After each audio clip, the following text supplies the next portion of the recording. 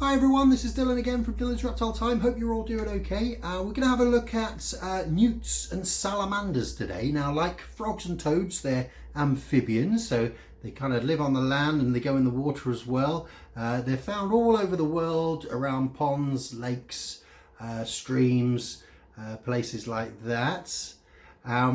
This one is a marbled newt. They come from France and much of southwest Europe, like Spain and Portugal. You might not be able to see them that well, but we'll have a closer look in a minute.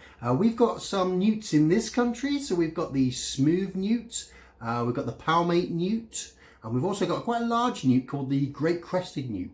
And they're really impressive. They're quite rare as well, so they're endangered in this country and most of their range. They've got like an orangey tummy with black spots, look really cool.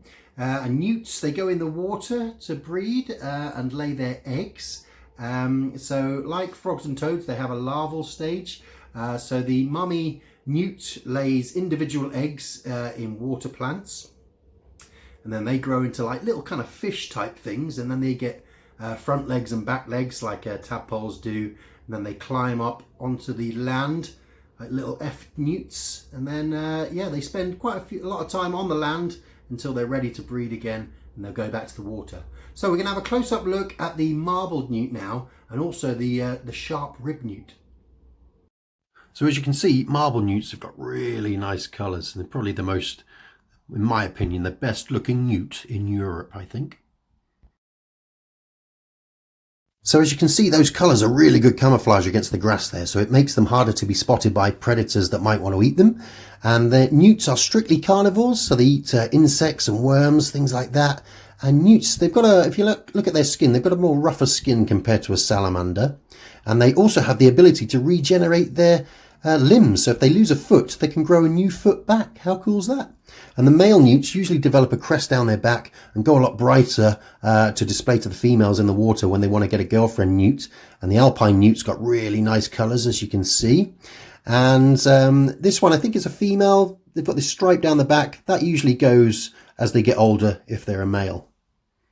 So in here, we've got a couple of special newts called sharp-ribbed newts from Spain, Portugal and North Africa. Let's take a closer look. So these are sharp-ribbed newts, and they're the largest species of newts in Europe. They can get up to like the length of a ruler, so they get massive.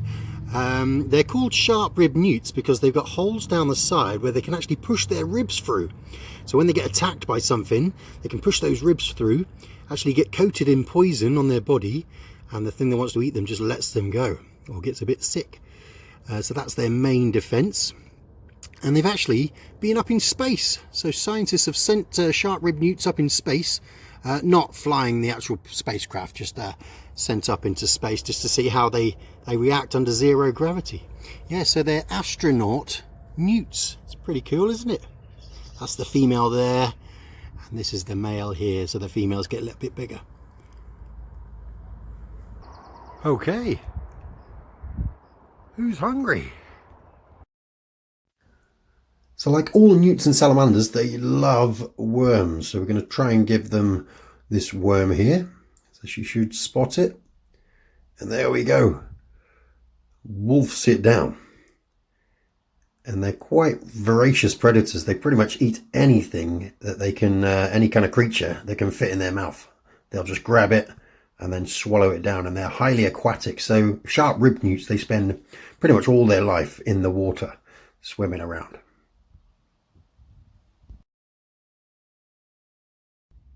Okay, so that was the marbled newt and the sharp-ribbed newt, a couple of cool little amphibians there. We're going to have a look at another one now, which is a salamander. So this is a fire salamander. Now, salamanders, they're very much like newts. They've got more of a kind of smoother skin though. They're found all over Europe, the fire salamander. Most salamanders are found in North America though, but this one, the fire salamander, found throughout Europe. This one comes from like France and Germany, and they're found in like the damp forests in France and Germany. Oh, nearly fell there. Don't want to handle him too much. They don't like being handled too much. They're called fire salamanders, by the way, because people used to think they were born from fire. Yeah, so they're quite magical creatures throughout the ages. I think though that story came from people used to kind of chuck logs on fires that might have had a sleeping salamander inside, which just ran off, but they're not actually born from fire.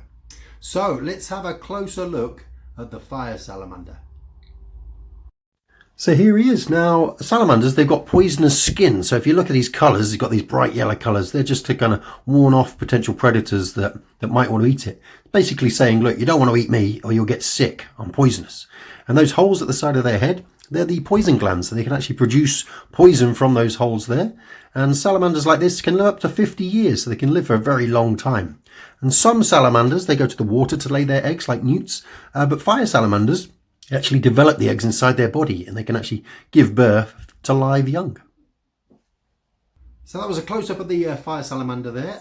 Well, before we finish, I'll just tell you about the biggest amphibian in the world, which is a salamander. It's the giant salamander from China, and they can get to between 5 and 6 feet in length. They get massive. They are extremely rare, though, in the wild due to pollution, habitat loss. It's kind of a thing that most amphibians are facing in the wild. Yeah, so they're really rare, those guys. Right, so that was the fire salamander. See you later. So I hope you enjoyed that. We'll be back on Monday with another couple of animals for you. Okay, cheers, bye.